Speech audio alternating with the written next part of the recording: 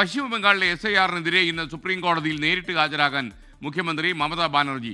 SIR ക്രമക്കേടുണ്ടെന്ന് ആരോപിക്കാൻ തയ്യാറാകാറില്ല. എന്നാൽ മമതാ ബാനർജിയെ പ്രേരിപ്പിക്കുന്ന ഘടകമെന്താണ്? ഒരു അഭിഭാഷകൻ പറയുന്നതിനേക്കാളും ശക്തിയോടെ തനിക്ക് തൻ്റെ അനുഭവങ്ങൾ പങ്കിടാൻ കഴിയുമെന്ന കരുത്താണോ മമത ഇതിന് പ്രേരിപ്പിക്കുന്നത്?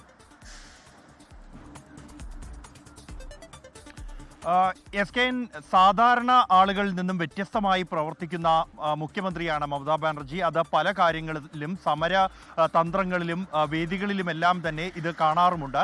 അത് ഈ ഒരു കേസിലും ആവർത്തിക്കുന്നു എന്നുള്ളതാണ് വ്യക്തമാകുന്നത്. ബംഗാളിലെ SIR നടപടികൾക്കെതിരെ സർക്കാർ സമർപ്പിച്ച ഹർജി ഇന്ന് സുപ്രീം കോടതി പരിഗണിക്കുന്നുണ്ട്.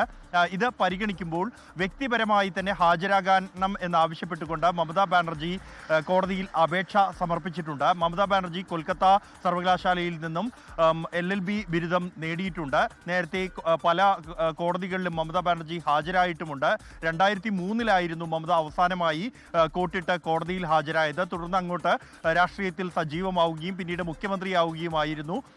എന്തായാലും ഈ കേസ് മമതാ ബാനർജിയെ സംബന്ധിച്ചിടത്തോളവും തൃണമൂൽ കോൺഗ്രസിനെ സംബന്ധിച്ചിടത്തോളവും നിർണായകമാണ്. SIR നടപടികളിൽ തൃണമൂൽ കോൺഗ്രസിന്റെ അംഗങ്ങളെ തെരഞ്ഞുപിടിച്ച് ഒഴിവാക്കിയെന്നും 100 പേർ ഒഴിവാക്കിയെങ്കിൽ അതിൽ 99 പേരും തൃണമൂൽ കോൺഗ്രസിന്റെ അംഗങ്ങളാണ് എന്നുമുള്ള ആരോപണമാണ് മമത ഉന്നയിക്കുന്നത്. സാധാരണക്കാരായ ആളുകളെ അവരെ തഴഞ്ഞുകൊണ്ട് BJPക്ക് വിജയിക്കാനുള്ള അവസരമുണ്ടാക്കുകയാണ് തെരഞ്ഞെടുപ്പ് കമ്മീഷൻ എന്ന ആരോപണം ഉന്നയിച്ച് മമതാ ബാനർജി കഴിഞ്ഞ ദിവസം കേന്ദ്ര തെരഞ്ഞെടുപ്പ് കമ്മീഷനുമായി കൂടിക്കാഴ്ച നടത്തിയിരുന്നെങ്കിലും ആ കൂടിക്കാഴ്ച ഇടയ്ക്ക് വെച്ച് ഇറങ്ങിപ്പോരുകയായിരുന്നു.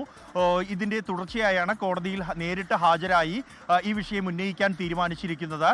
ജനങ്ങളുടെ അഭിഭാഷകയും ഒപ്പം ചെകുത്താൻ്റെ അഭിഭാഷകയും തമ്മിലുള്ള പോരാട്ടം എന്ന ഡിജിറ്റൽ പോസ്റ്ററും ഇതിനു മുമ്പായി തൃണമൂൽ കോൺഗ്രസ് പശ്ചിമ ബംഗാളിൽ പുറത്തിറക്കിയിട്ടുണ്ട്. തെരഞ്ഞെടുപ്പിൽ ഉൾപ്പെടെ ജനങ്ങൾക്ക് വേണ്ടി കോടതിയിൽ അടക്കം നേരിട്ട് ഹാജരായി പോരാട്ടം നയിച്ച മുഖ്യമന്ത്രി എന്നുള്ള ഒരു പ്രതിച്ഛായ തെരഞ്ഞെടുപ്പിനോടനുബന്ധിച്ച് സൃഷ്ടിക്കാനുള്ള ഒരു നീക്കം കൂടി ഇതിന് പിന്നിലുണ്ട് എന്നാണ് വിലയിരുത്തപ്പെടുന്നത്. ഒപ്പം തന്നെ നേരിട്ട് വാദമുഖങ്ങൾ ഉന്നയിക്കാനുള്ള ഒരു അവസരവും ഇതിലൂടെ മമതാ ബാനർജിക്ക് ലഭിക്കുന്നുണ്ട്. തെരഞ്ഞെടുപ്പ് കമ്മീഷനെതിരെ മറ്റ് ഇംപീച്ച്മെന്റ് നടപടികൾ അടക്കമുള്ള പോരാട്ടങ്ങൾക്കും തൃണമൂൽ കോൺഗ്രസ് ഒരുങ്ങുന്നുണ്ട്. അതിനുള്ള ചർച്ചകളും പാർലമെന്റുമായി ബന്ധപ്പെട്ട് പുരോഗമിക്കുകയാണ്. SKN ലോകത്തെവിടെയായാലും ഏത് സമയത്തും 24 വാർത്തകളും ഓഗ്മെന്റഡ് റിയാലിറ്റി പാക്കേജുകളും എക്സ്പ്ലെയിനറുകളും വിശദമായി കാണാൻ ഞങ്ങളുടെ YouTube ചാനൽ നിങ്ങൾക്ക് സബ്സ്ക്രൈബ് ചെയ്യാം.